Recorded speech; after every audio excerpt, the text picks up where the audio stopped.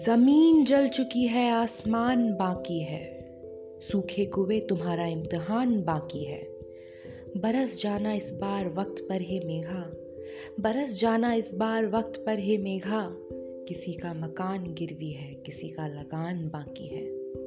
नमस्ते दोस्तों, मैं साक्षी सांडिल्या आशा विजय आपके पास हाजिर हूँ एक नई कहानी, एक नए संघर्ष के साथ, जो बखूबी लिखा गया है संध्या शर्मा द्वारा।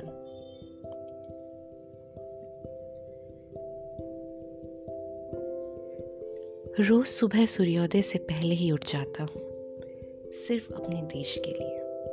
उनकी फिक्र मुझे सोने भी कहाँ देती है। रोज सुबह उठते ही पहले अपनों की चिंता में उस खेत में जाता हूँ, जहाँ लाखों लोगों का जीवन है, जहाँ इस देश का भविष्य है। उसी देश की फिक्र मुझे चैन से जीने भी नहीं देती, तो मैं मरूं कैसे। मेरा परिवार सिर्फ मेरी बोट्टी और 2 बच्चे ही नहीं हैं, यह पूरा देश मेरा परिवार है। 6 साल का था जब बाबूजी ने पहली बार मेरे हाथों में हल थमाया था, और आज उम्र के 36वें साल में भी यह मेरे साथ है। ये हल अब मेरी ज़िंदगी का एक बहुत ही खूबसूरत हिस्सा बन चुका है। शादी के अगले ही दिन से मेरी बोटी भी खेतों में मेरा हाथ बटाने लगी। अब हम दोनों ही मुर्गे की बांग से पहले उठकर अपने खेत में जाते हैं और सूरज की पौ फूटते ही खेती में पानी डालते हैं। मुझे आज भी याद है वह वक्त जब हम पूरा दिन, पूरी रातें वहाँ बिताते थे, सिर्फ उस खेती की देखभाल के लिए। और तभी कुछ सालों में मेरा उस्ताद आया और मेरे खेतों में फसलें भी उगी। उस फसल को देखकर मेरी खुशी का तो मानो ठिकाना ही ना था। जिस तरह मैंने पहली बार अपने उस्ताद को अपनी गोद में उठाया था, उसी तरह वह फसल मेरे हाथ में थी, बिल्कुल उसी एहसास के साथ, मेरे बच्चे की तरह। सर्दी, गर्मी, बारिश की परवाह किए बिना मैं और मेरी बोट्टी उस खेती की देखभाल करते थे। और तभी दूसरा उस्ताद भी आ गया। अब हमारा परिवार पूरा हो चुका था।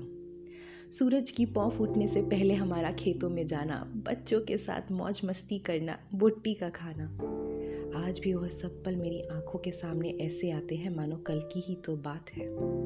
बाबा जी की मेहर थी, सब कुछ बढ़िया था।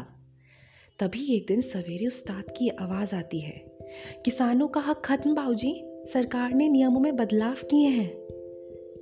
एक माँ जब खाना बनाती है तो वह सिर्फ पेट भरने का एक जरिया नहीं होता, उसमें उस माँ का प्यार, स्नेह, ममता, मेहनत सब कुछ छिपा होता है।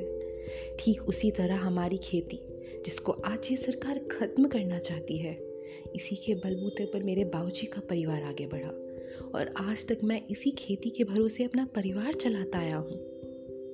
हाँ, मैं गया था इंसाफ की मांग करने के लिए। हफ्ते भर तक वहाँ रहा, आंदोलन करने के लिए, लेकिन कभी किसी ने आंसू गैस के गोले छोड़े, कभी लाठीचार्ज, तो कभी पानी के फव्वारों से हमला किया गया। कायर समझता था मैं अब तक उन लोगों को जो आत्महत्या कर लेते हैं। घिन आती थी मुझे उनसे, नफरत होती थी। लेकिन अब आज मैं खुद वही कदम उठाने जा रहा हूँ। ऊपर से नीचे तक कर्ज में डूबकर जिस खेती के लिए मैंने अपने परिवार को छोड़ा, आज जब वही मुझसे छीन रही हो तो मैं क्या करूँ भला। इसके अलावा और कोई रास्ता नहीं है मेरे पास। हार गया हूँ अब मैं, और मेरी इस हार का कारण सिर्फ यह सरकार है, जिसने मेरे जैसे हजारों किसानों को आज ये कदम उठाने के लिए मजबूर कर दिया। चिंता तो मुझे आज भी है कि मेरे बाद मेरे परिवार का क्या होगा, लेकिन मेरे उस्ताद तो है ही, जी लेंगे।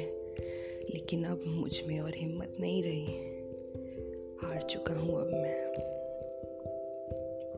जिंदगी के नगमे कुछ यूं गाता, मेहनत मजदूरी करके खाता, सबको सद्बुद्धि दो हो दाता, हम हैं अगर हैं अन्नदाता।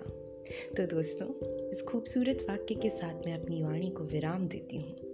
धन्यवाद। अगर आप हमारे आशा फाउंडेशन के एनजीओ के साथ जुड़कर काम करना चाहते हैं तो आपका तहे दिल से स्वागत है। अधिक जानकारी के लिए आप डिस्क्रिप्शन में दिए गए लिंक पर क्लिक करें, और अगर आप पहली बार हमारे पॉडकास्ट को सुन रहे हैं तो हमारे चैनल को सब्सक्राइब करें, ताकि आप विभिन्न प्रकार के पॉडकास्ट सुन सकें। धन्यवाद।